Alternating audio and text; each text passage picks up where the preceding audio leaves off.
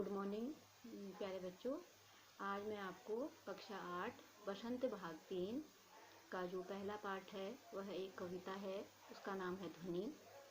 उसका मैं आपको भावार्थ बताने जा रही हूँ। और इस भावार्थ को बताने से पहले जिन्होंने इस कविता को लिखा है वह हैं कि सूर्यकांत त्रिपाठी निराला जी। और अर्थ बताने से पहले मैं इनके बारे में कुछ आपको संक्षिप्त जानकारी दे रही हूँ। इनका जन्म 21 फरवरी 1896 को बंगाल की रियासत महिसादल में हुआ था।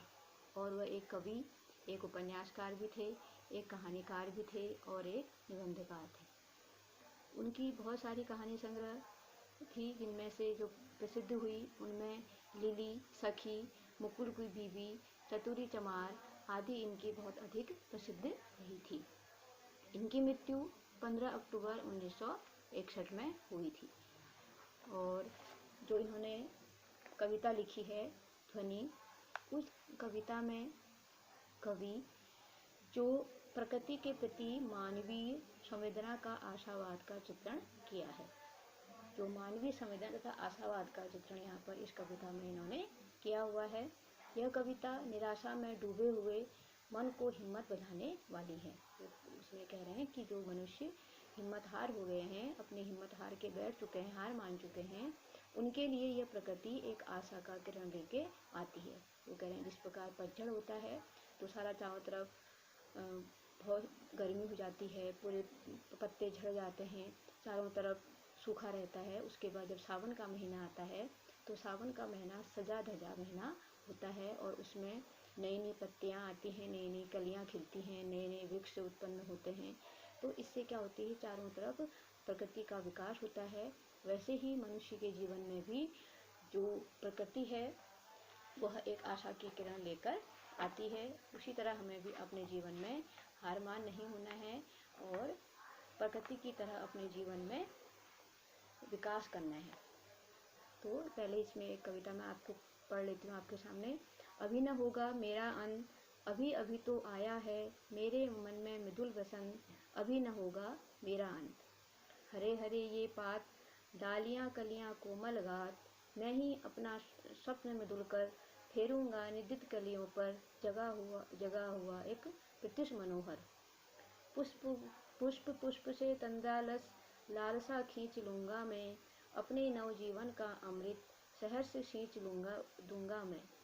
द्वार दिखा दूंगा फिर उनको, है मेरे वे जहाँ अनंत, अभी न होगा मेरा अंत, अभी न होगा मेरा अंत। तो इससे पहले आप इसके जो कठिन शब्द हैं उन कठिन शब्दों को आप कहीं पर नोट कर लीजिए।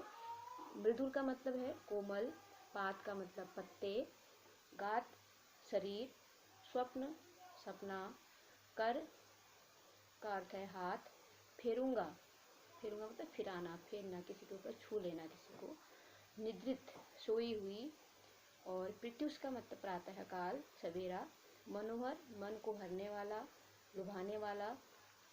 तो इसमें देखिए इसका अर्थ है अभी न होगा मेरा अंत, अभी अभी तो आया है मेरे वन में मृदुल बसंत। तो कवि कह रहे हैं कि अभी मेरा अंत नहीं होगा, मैं अभी अभी मेरे जीवन में मृदुल मतलब कोमल पात।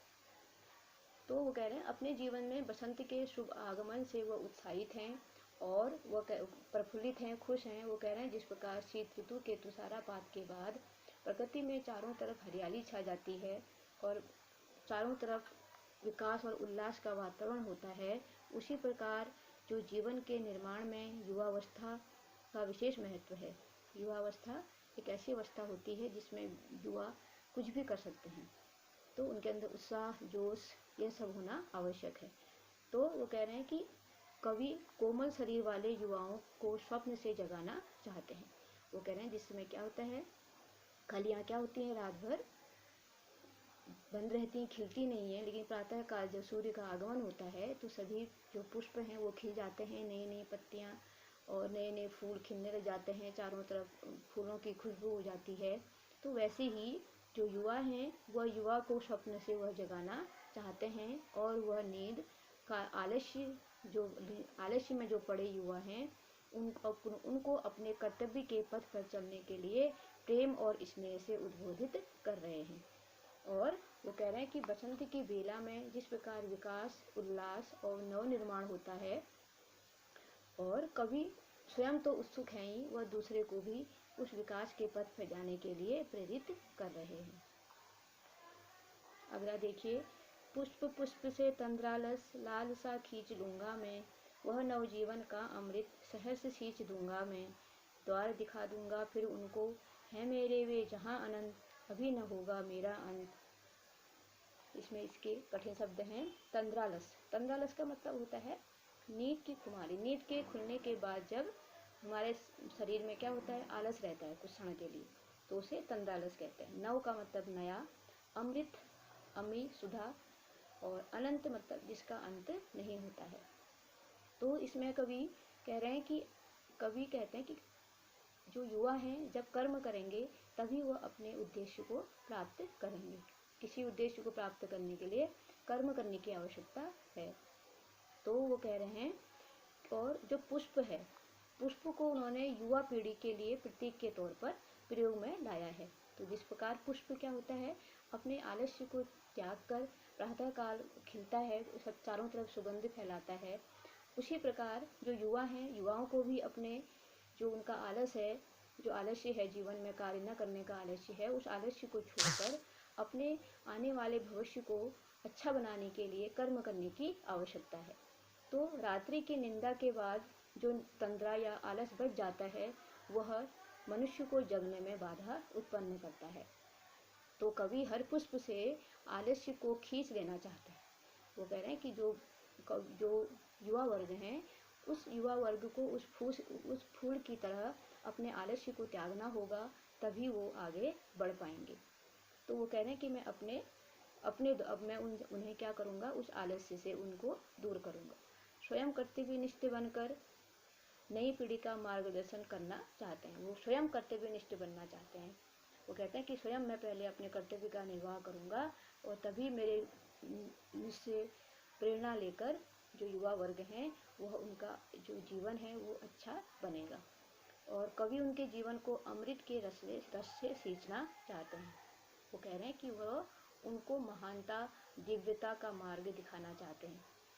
और कवि इस सावन के संदेश को हर व्यक्ति तक पहुंचाना चाहते हैं कि आशा और विकास ही जीवन का उद्देश्य होना चाहिए। हमें कभी निराशा नहीं होनी चाहिए, हमें हमेशा आशावादी रहना चाहिए। और जब हम अपने जीवन में कर्म करेंगे तभी हम अपने जीवन में विकास कर पाएंगे, और विकास करेंगे के साथ साथ कर्म करेंगे, अच्छे कार्य करेंगे, अपने कार्य के प्रति ईमानदार रहेंगे, तभी हम अपने उद्देश्य को प्राप्त कर पाएंगे। तो इसलिए हमें क्या होना है, आशावादी होना है, और आने वाले अपने भविष्य को उज्जवल बनाना है।